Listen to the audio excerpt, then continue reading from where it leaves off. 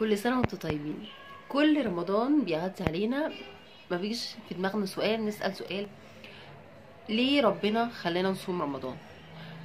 عشان نقرب من ربنا اكتر ونصلي ونصوم ونعبده. طب ما احنا بنعبده في الايام العادية، بس اشمعنى رمضان؟ ربنا سبحانه وتعالى جاوب لنا في القرآن الكريم في سورة البقرة وقال: يا أيها الذين آمنوا، والنداء للذين آمنوا بوجودي في الدنيا واللي أنا بيسر لكم حياتكم.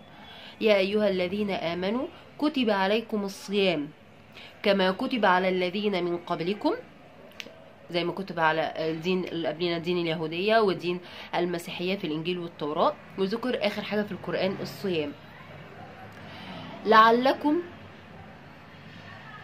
تعبدون تتذكرون. قال ايه؟ قال لعلكم تتقون.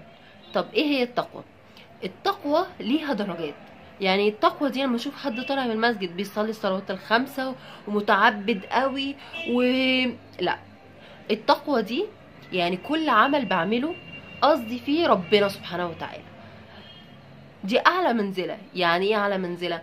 يعني اللي بيعمل وشم وبيشرب مخدرات وقاعد في بار، ده ممكن اللي هو بيكون بيتقي الله. تخيل ازاي بقى خايف من ربنا. الخوف من ربنا دي تقوى، بس اقل تقوى واضعف تقوى.